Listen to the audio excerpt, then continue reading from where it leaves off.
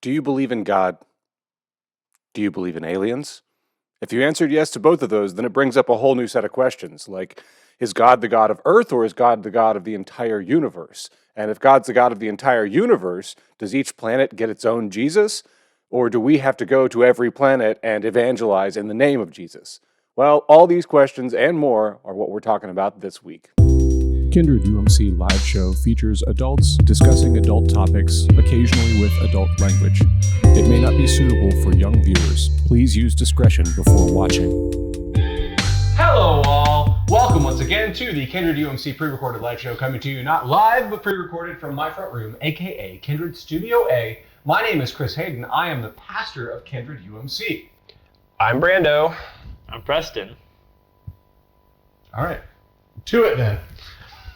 I hope that you watched last week where we talked about Jesus and religion and other religions. And this week we're going even further Into my religion. into Brandon's religion, aliens. So I just thought this would be fun to talk about, really. I'm going to use the same text that I used last time. I'm actually going to abbreviate it a little bit.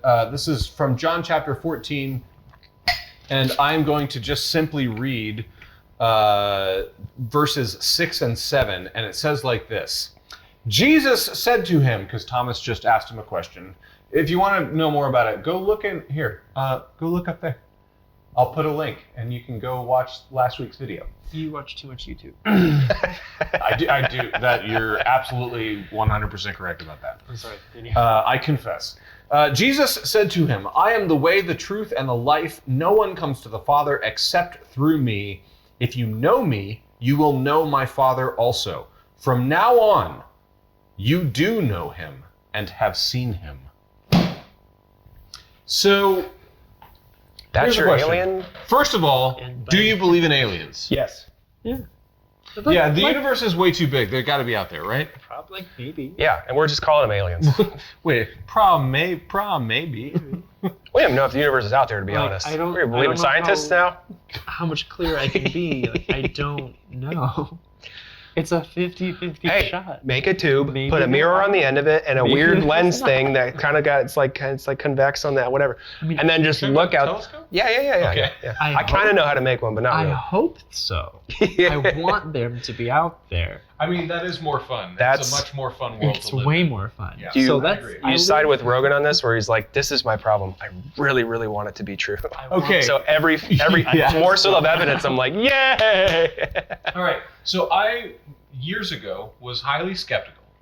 Not that aliens existed, because the universe is vast. So I've always been fairly convinced that, there's got to be something else out there. But the idea that aliens had visited planet Earth It's hard to nail down. was like, no. Like, I was just I'm very skeptical. Everything I've seen, I've heard an explanation for. And then, Francisca can testify to this, my wife. One day during the pandemic, when we were just like, nothing to do but sit around and watch YouTube. She was out on the couch, and I was like, I'm going to go play video games. And I went into the video game room and put on a Joe Rogan podcast, and I watched an interview with a guy, Bob Lazar. And then the next episode was that YouTube fed me, according to the algorithm that knows me better than anyone has ever known me. Fed me an interview with Commander David Fravor. Yeah. Fravor, yeah, who's a Navy pilot who has had an encounter with, so I walked out of the room into the computer room a complete skeptic, and then I don't know, in a matter of hours walked back out of the room, and I announced to my wife, I'm 99% sure that aliens are visiting Earth. Just utterly convinced, basically. So I say that all to say, if you don't, not that you believe in aliens on Earth and visitations or whatever, but to get into this particular live show, you're going to have to just bite the bullet of, accepting that there must be something out there that is sentient because the universe is just way too large. Humorous. Yeah. It's So humorous. like if you don't buy into that, then this will just be a fun, kooky conversation. But if you do buy into that, then it does beg the theological question. Which is? Is God and Jesus, do they have a Jesus? And does Jesus' sacrifice cover them? If they're a sentient species, is the cross sufficient for them? And what do we make of that? Because Jesus says, I am the way, the truth, and the life. And we got around it last week, or at least I did, by comparing that to the Torah, but they don't have the Torah either. So, are alien species hypothetically Covered by the cross? blood. Covered by the blood of Jesus. That's the question. That's the topic for today. This is assuming they're humanoid, have blood. Don't have to be humanoid. Don't have to have blood. But then they wouldn't Jesus has blood. But then they wouldn't understand. Well, I don't understand either. Though. But then like that's I can write a whole paper, and in fact, many theologians, professional theologians, have read my work and have approved me to be a pastor based on my explanation of the cross, amongst other things. And I still don't really understand it. Like, I'm gonna say, no, but not because the blood and the cross aren't enough, but just because they probably don't actually die. They probably just reiterate or turn into plasma or okay. Well, let exist me in the fourth dimension. That's let what me we do. introduce. You're getting around the real problem by cheating. Oh, Let me sorry. introduce that. No, everything dies. Everything dies. We know Okay. that. That's like a fact. So these aliens die. So are they covered by the blood? And you've got. So I'm gonna. Yeah. It doesn't say this in the book, so this is not from This is the gospel according to Preston. This is not a pulled text. Yeah. But there are things that come down with wings and freak people out on rocks. So Angels. that's in the book. Yeah. Huh? Angels, yeah. Angels. Angelios. Yeah. Angels. My wife's Mexican. It's hard because there's also weird creatures that were before Noah's Ark that's in the Bible or Dead Sea Scrolls or something. They're called the Nephilim. Nephilim, and they were. Yeah, when the sons of man breed with the daughters, or no, when the sons of God breed with the daughters of man, and they produce the Nephilim. Next video. Yeah, We'll have one in. Hey, if you want to hear more about that, just mention it in the comments. What would you like us to talk about? I've been watching too much YouTube. I think it's at the center of human history is the want to know what is going on out there. Why isn't it here? And if it is here, why don't I know about it? Yeah. Who's keeping it from me? Again, you're dodging the question, man. What? What does Jesus on the cross? Does Jesus' death and resurrection cover aliens? That's the real question. Okay, I just need to clarify. Theologically speaking, I don't know, but I lean no. You lean no. Because I don't know. And I don't know. Yeah. I don't want to be up in heaven with all these aliens. It's more interesting to me, the question, if it's Martians, neighbors. We find out that they were hiding in the rock, they're right next door. Let's say close. Alpha Centauri. Then. Sure. Because we know that there's no life on Mars. It's not. That's not quite true. Yeah. We find out that they're little green people on Mars. Okay. I'll follow you along this hypothetical trail. Because that's just I'm more emotionally invested in them. Okay. So they have their own culture and their own ideas, and they've never read the Torah, and they've certainly never heard about Jesus. Yeah. Does the blood of Jesus and the sacrifice of Christ on the cross, is that sufficient for them, or do they have their own Messiah? How is God? Is God their God? Is, I guess, the first question. Yes. Yes. Okay. I think so too. I think indubitably, God is their God. Yes. God is the God of all. Of the God of the multiverse. Yeah. And so I would say, because they're in our solar system, because they're close. I feel like this is the like. I So feel the cross has range. it has range. It has like a range. circumference. It does. And has a a bubble. radius. God can make the rest of it. I guess but I guess it would have to be a sphere, not a Definitely. circle. So whatever the circumference equivalent of a sphere is. This is touching on like the tend to your garden thing, where we're getting like, yeah. there's gravel out there. Could things grow? No. Come back here.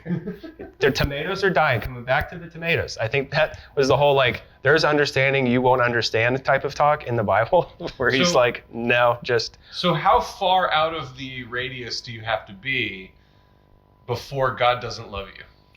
I personally, solar system. Solar.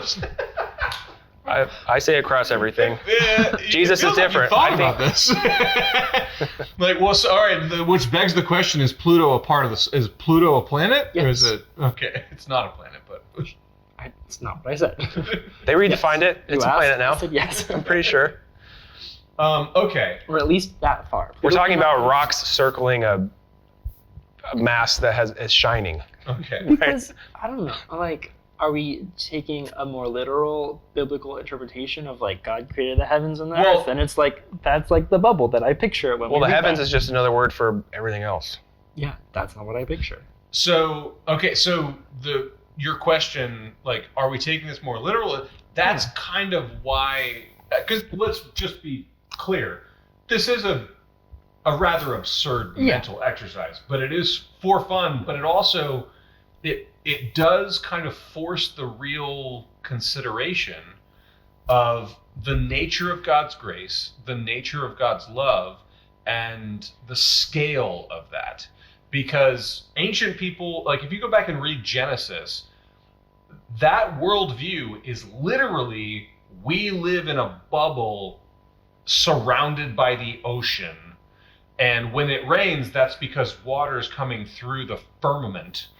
And when it floods, when the world floods, like in Noah's Ark, that's because God like let go of the firmament and let all of the water that we are all surrounded by. So like it's a relatively small worldview compared to what we understand the world to be, the universe to be. I was now. going to put it into perspective. In the past 1,000 years, correct me if I'm wrong, we found out that the planets go around the sun, and the sun and everything doesn't just go around Earth. We found that out. And we Someone don't- figured that out. Yeah, we only had to persecute a few smart geniuses to figure it out before it made its way into the zeitgeist. Did not say we were smart. Scientifically, Yeah. it's kind of all or nothing. Like we know it's like if you're gonna subscribe to like a Big Bang theory, and that could be God Most inspired do, or not. you know. Yeah.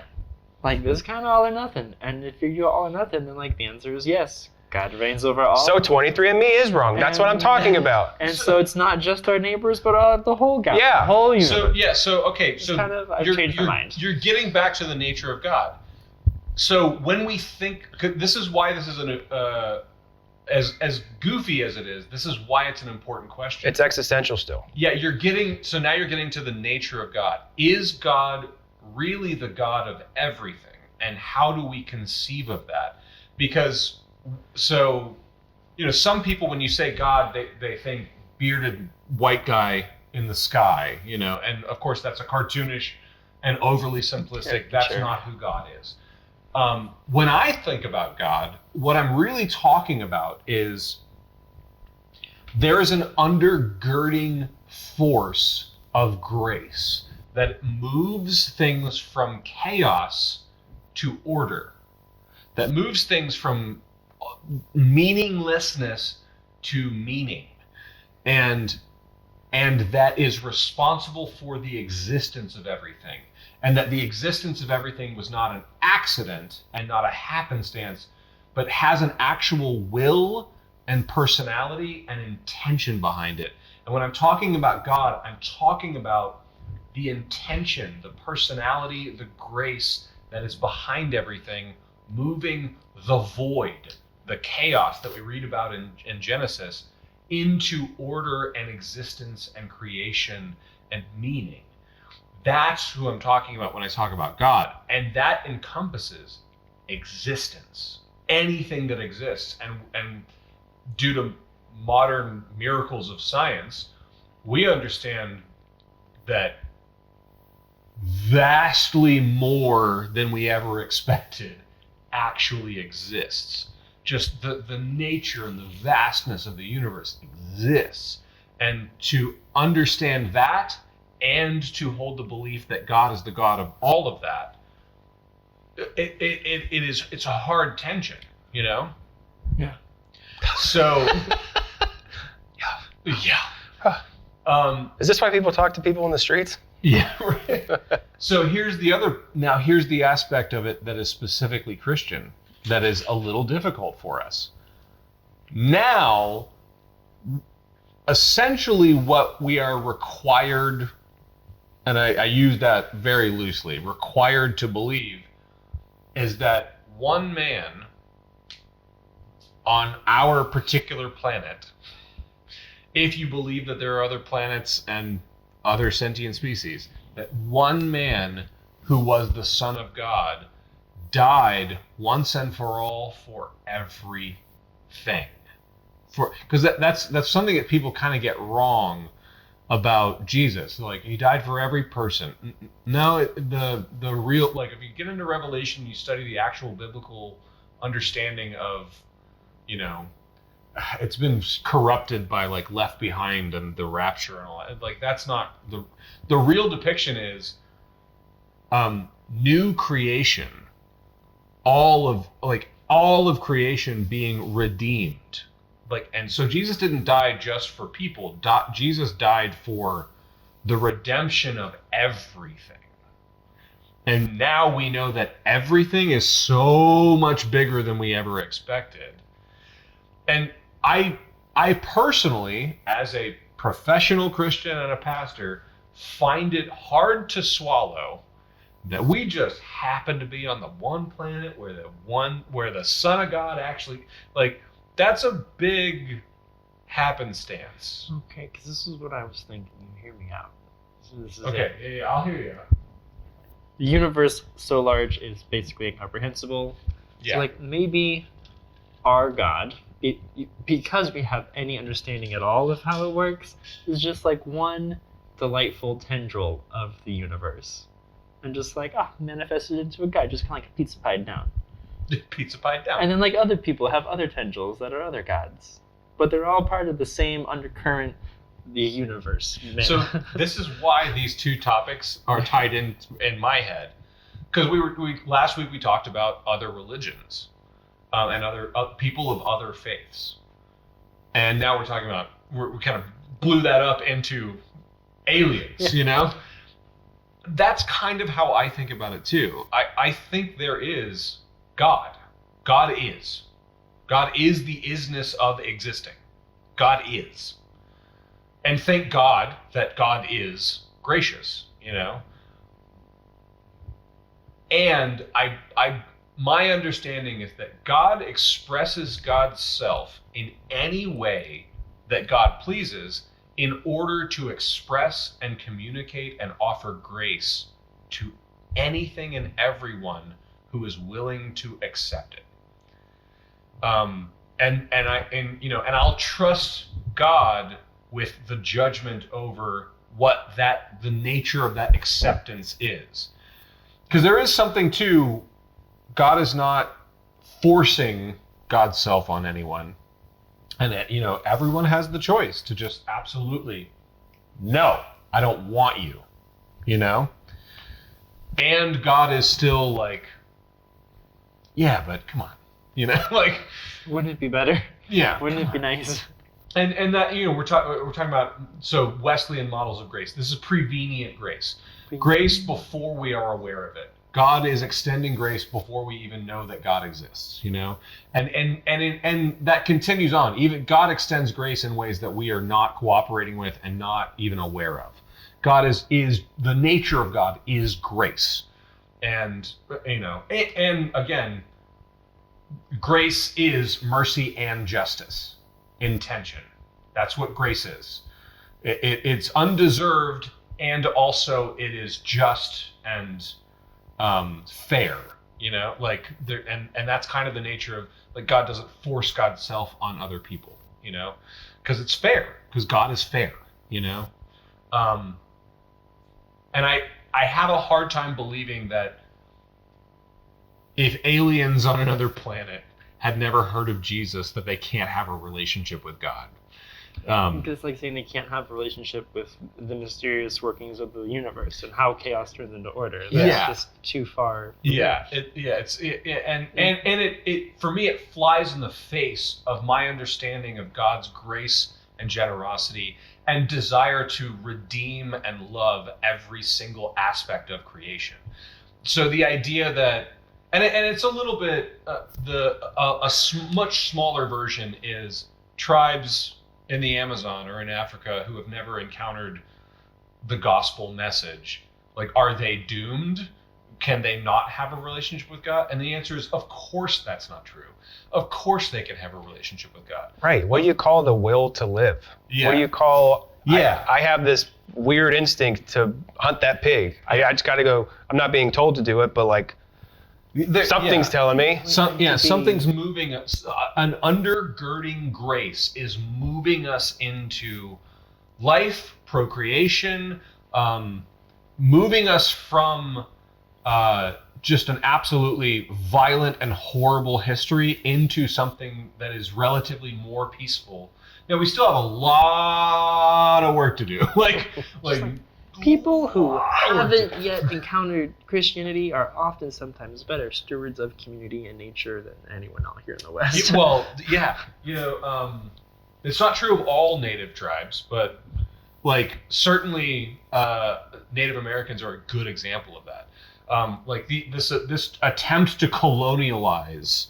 And it's like, hey man, we lost a lot in that. Like, we lost a lot of good knowledge. We lost a lot of good cooperating with how God is bringing nature about in a beneficial way for humans, and how we can live at peace and sustainably with the creation. Some of them. There is, there are counterexamples. There are also, I think it's again it's the human story again. Same thing happened with Alexander over in the Middle East with Persia. And if you have a warpath, your goal is to kill everybody in that. There is no saving. There's nothing. So his whole deed, aka misdeed, was these people are heathens or whatever word he used. They don't even know how to talk how we're talking. Out. Yeah. And then he burned like libraries of stuff, and then that was done again in Greece. Back at him because they got mad at him. It's all this human like domination and violence and me right, you wrong, and us black, you white, and this and that and blah blah.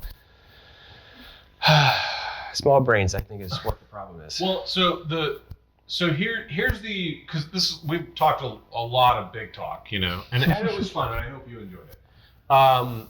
If you did, subscribe and like, share, leave a comment. Whatever planet you're from. I've been watching too much YouTube. So in all sincerity, I think the thing that, as I was preparing for this and thinking about it, the thing that I want to leave you with is,